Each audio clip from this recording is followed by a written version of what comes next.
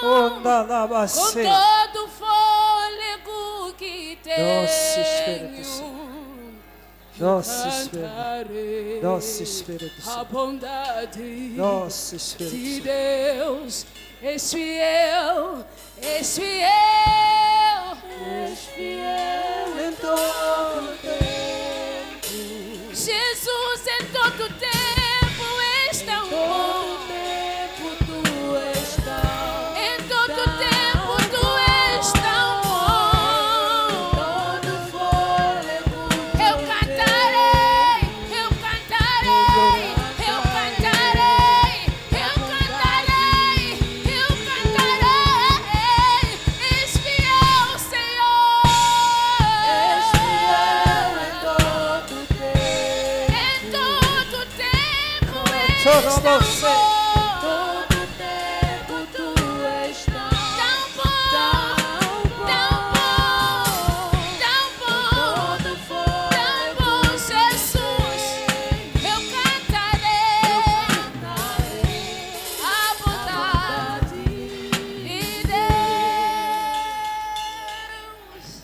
Obrigado, Jesus.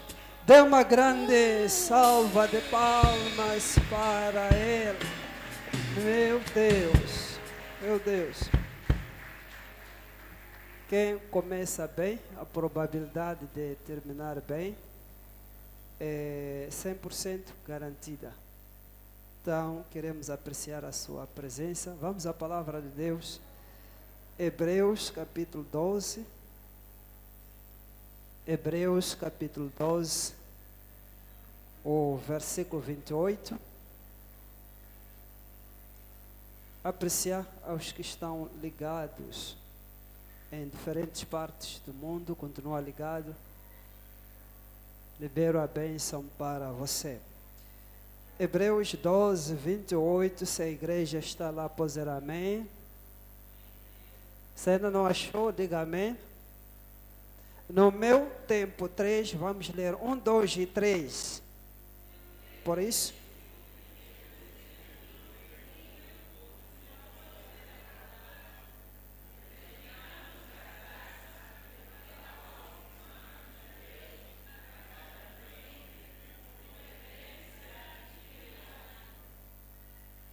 Podemos repetir? 1, 2 e 3.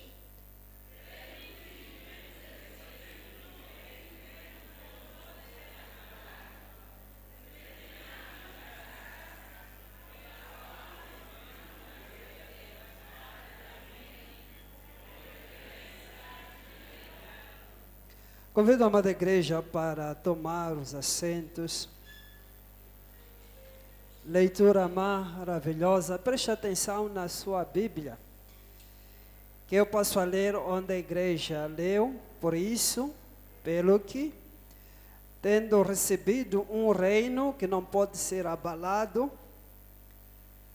retenhamos a graça pela qual sirvamos a Deus agradavelmente, com reverência e temor. Pelo que, tendo recebido um reino que não pode ser abalado, retenhamos a graça, pela qual sirvamos a Deus agradavelmente, com reverência e temor. A palavra de Deus ali começa por dizer: recebemos um reino. Pelo que, tendo recebido um reino, recebemos um reino, não vamos receber. Recebemos. Qual é a implicação? O que isso significa? Qual é a natureza deste reino? Número 1, é um reino que não pode ser abalado. Nós recebemos, fazemos parte deste reino que não pode ser abalado. É o reino mais seguro e estável. É um reino que vale a pena estar. Às vezes as pessoas olham para você, pensam que você não está bem. Essa coisa de igreja, está a perder tempo. Diz a ele para esperar um pouco, para ver se você está a perder tempo ou não. É um reino que não pode ser abalado. É um reino que não pode ser abalado. A natureza número 2 deste reino é sobrenatural. É um reino que tem todo o poder. É um reino sobrenatural. 1 Coríntios 4:20. O reino de Deus não consiste em palavras, mas em poder. É um reino de poder. É triste ver pessoas que frequentam as igrejas recorrer a outros poderes, ou poderes estranhos. É muito triste. Estava a orar de madrugada, deviam ser 1 ou 2 horas, e recebi uma mensagem no meu telefone. E quando recebo mensagem, às vezes penso que são irmãos que querem oração. Então, vi ali, ponto 1, dinheiro em 24 horas. Ponto 2, sorte. Ponto 3, uma lista muito grande. E bloqueei. A próxima vez vou ligar para ele. O que vou falar nem dá para falar para a igreja. Este reino é um reino cheio de poder, é sobrenatural. Você não precisa de mais nada. Não precisa de mais nada. Está bem nesse reino, está muito bem. Qual é a natureza desse reino que nós recebemos? Recebemos um reino. Recebemos. Qual é a terceira natureza? É um reino eterno. Sabe o que é uma coisa eterna? Não tem fim. Recebemos um reino eterno. Salmos 145, versículo 13. A Bíblia diz que o teu reino é eterno. O seu domínio é de geração em geração. Extravasa, ultrapassa gerações após gerações após gerações. É um reino eterno. Os outros reinos, os reinos do mundo, vão terminar. Mas o nosso não. É um reino eterno. E Lucas 1:33 faz a mesma citação, falando do próprio Rei, o próprio Senhor Jesus Cristo. Ele reinará eternamente. Ele reinará eternamente. Propus como tema para compartilhar com a amada igreja: retenhamos a graça. Retenhamos a graça. Presta muita atenção no que vou dizer agora. A vida cristã começa e ganha a sua maturidade quando alguém se firma na graça. Alguém não ouviu? É possível alguém não reter a graça. E quando isto acontece, vou mostrar à igreja, muito perigoso. Retenhamos a graça. Retenhamos a graça. Vamos reter esta graça. Vamos estarmos cheios desta graça. Retenhamos a graça. Gálatas 2:21. A Bíblia diz que não anulo a graça. Outras versões dizem, não aniquilo a graça. Porque se a justificação é pela lei, então Cristo morreu em vão. É possível alguém anular a graça de Deus na sua vida. E é possível alguém tornar a graça de Deus vã. a graça de Deus vá. 1 aos Coríntios 15, 10. O apóstolo Paulo, o apóstolo da graça, falando, diz: pela graça sou o que sou. Extremamente importante. A partir do dia em que você tiver a revelação de deixar a graça te definir, você será a pessoa, será o filho de Deus mais abençoado. Deixar a graça te definir, não outras coisas. Pela graça de Deus sou o que sou, e a sua graça para comigo não foi vã. Ele diz que trabalhei muito mais do que todos eles. Isso que eu chamo de evidências da graça. Nos próximos dias vou trazer um tema, evidências da graça. Onde as pessoas conseguem ver. Uma coisa é você falar, uma outra coisa bem diferente é os outros falar. Eu não gosto de crentes que falam de si mesmo. Ai, que eu, deixa os outros falar. Deixa os outros falar. Essas são evidências da graça na sua vida. Então ele diz que eu trabalhei muito mais, estava se distinguindo. E você já sabe o que ele fez. Metade da Bíblia, mais de metade do Novo Testamento, ele teve a revelação sozinho. Isto é demais. Dizia ontem que o trabalho sem a graça é um esforço inútil. É um esforço demais. Porque no final do dia você não tem resultados. Você não tem resultado. Retenhamos a graça. Essa graça precisa de ser retida neste ano. Retenhamos a graça. Retenhamos a graça. Atos capítulo 13, versículo 43.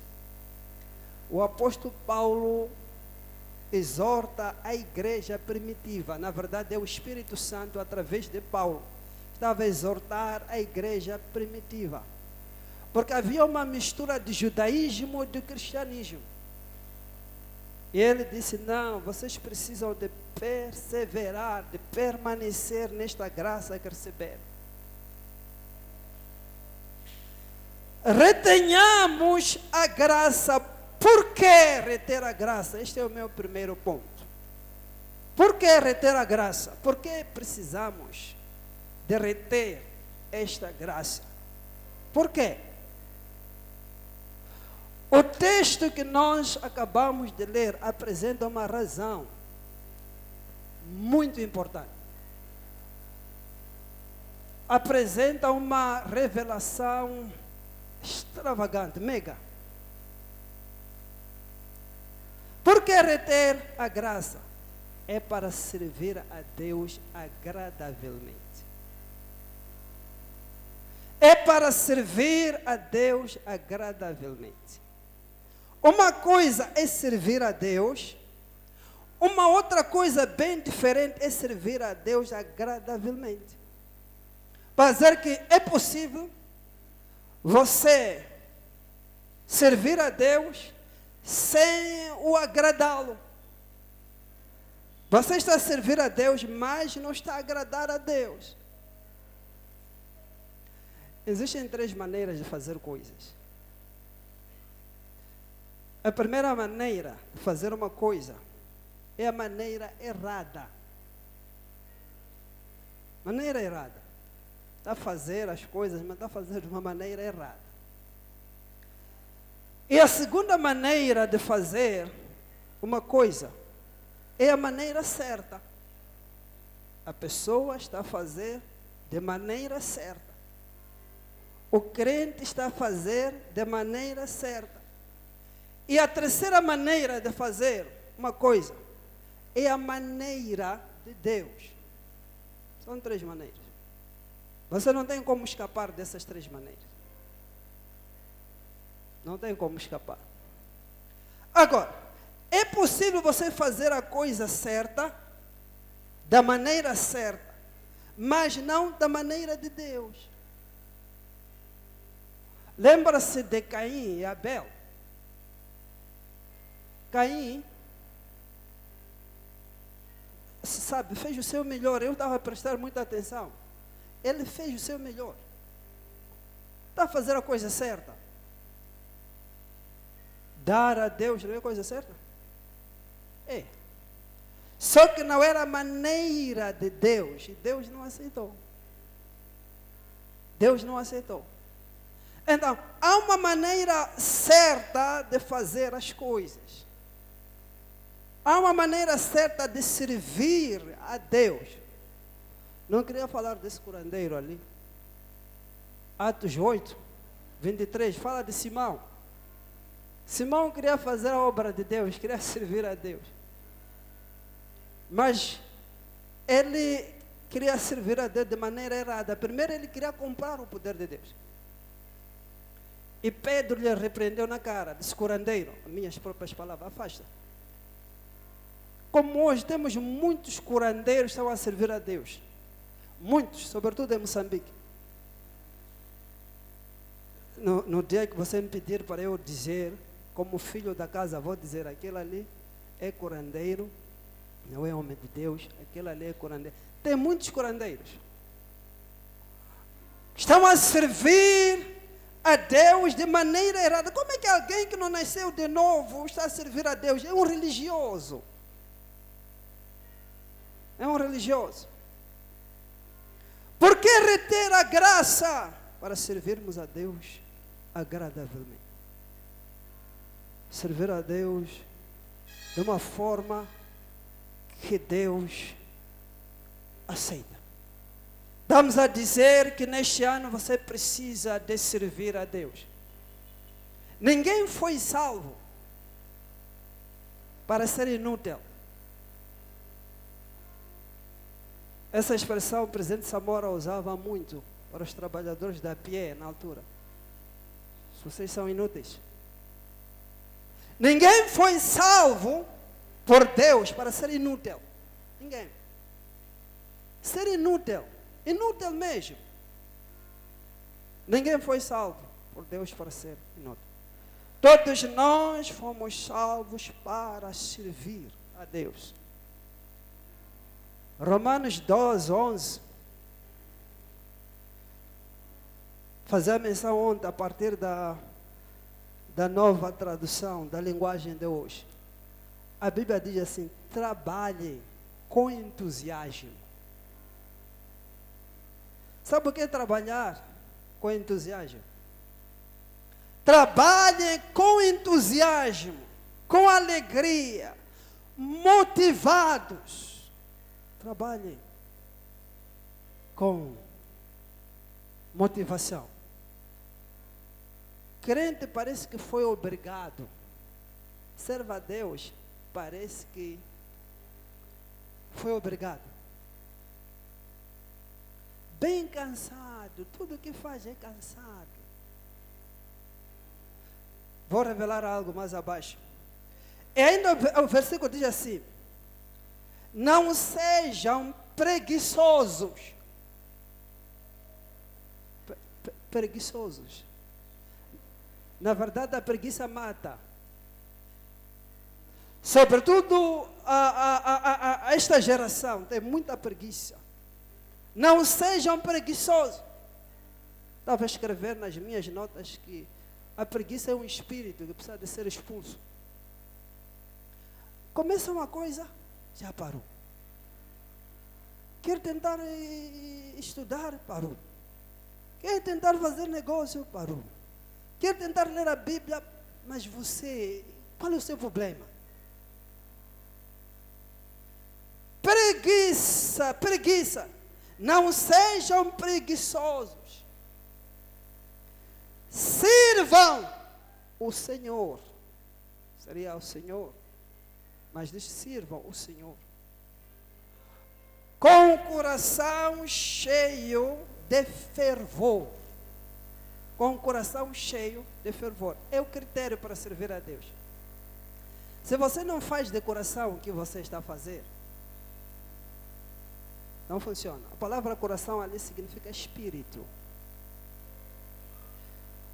Tudo aquilo que não é feito de espírito, não é feito de coração, não serve para Deus. Calhar pode servir para você. Você está a se servir ou está a usar a Deus.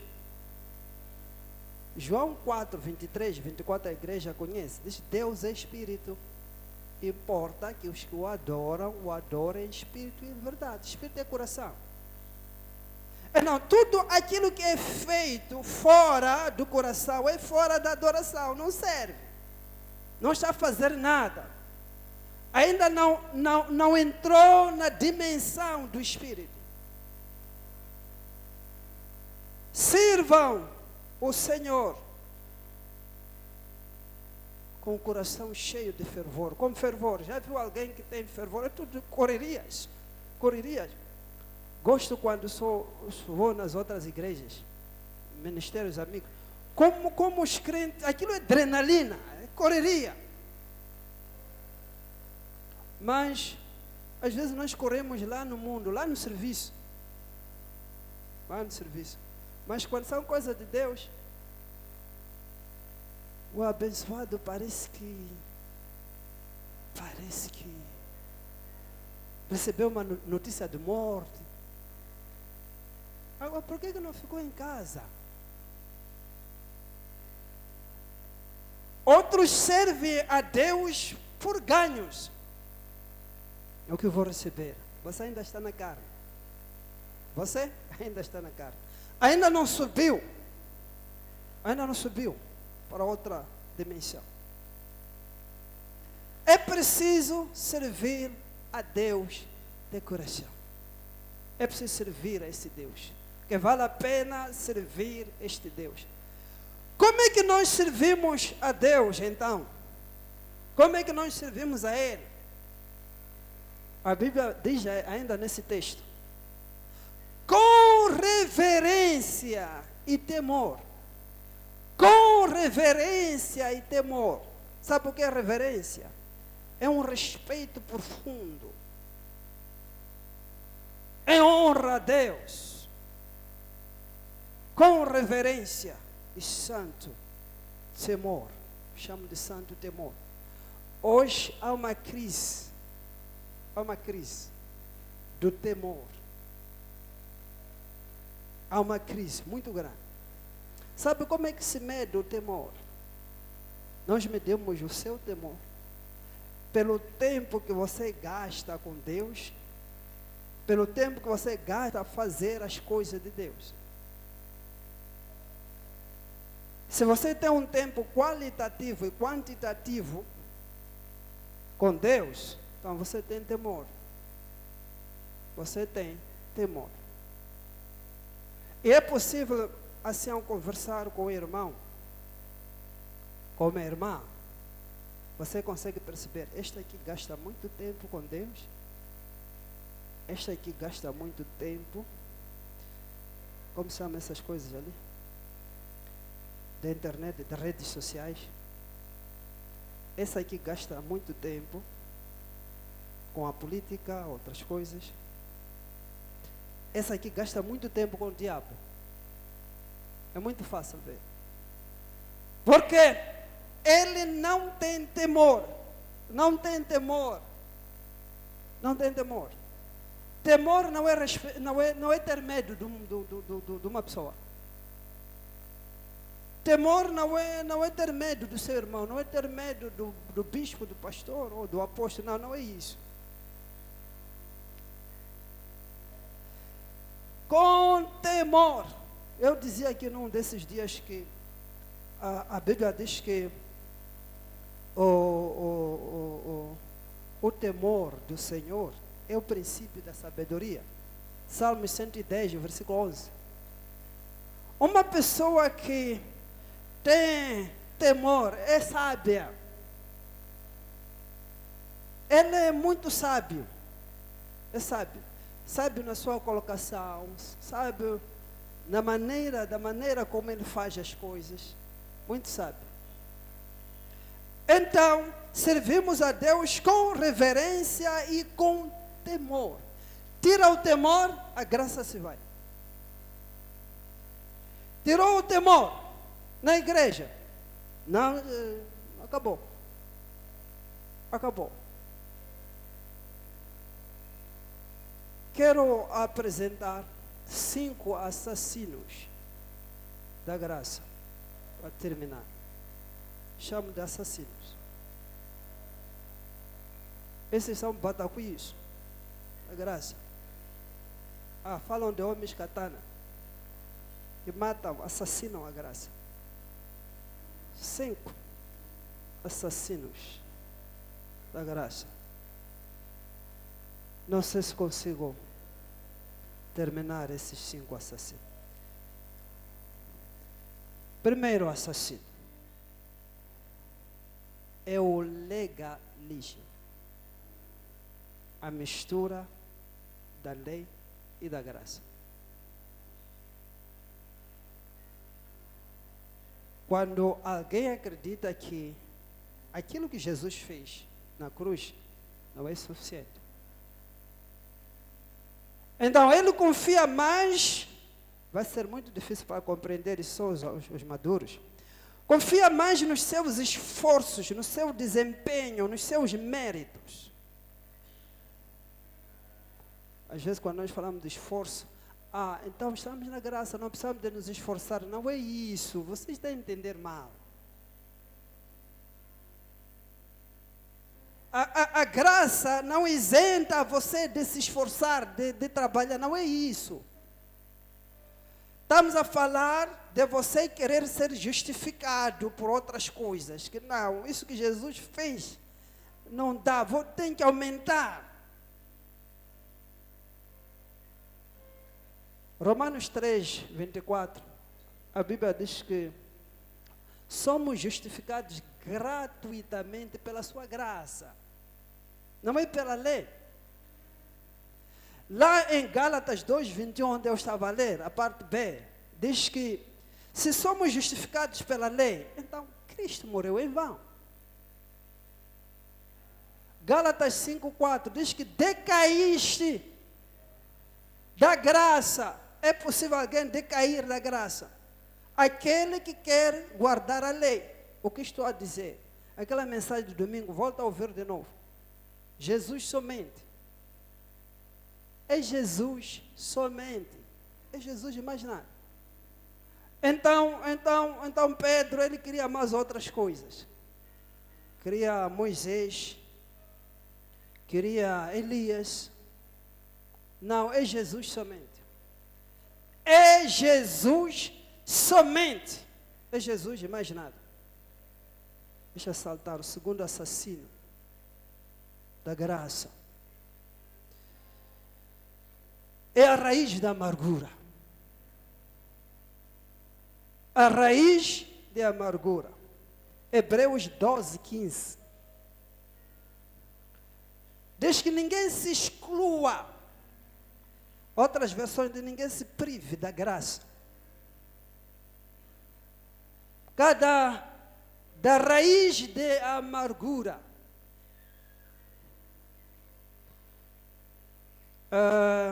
Defino a raiz da amargura como um coração sujo. Alguém que tem veneno, um rebelde. Alguém, um membro com raiz de amargura, contamina os outros, contamina a igreja. Aparece uma irmã, uma abençoada, olha, quero fazer isso para a igreja, quero... Ei, não pode fazer isso. Ele vai contaminando os outros, vai matando os outros.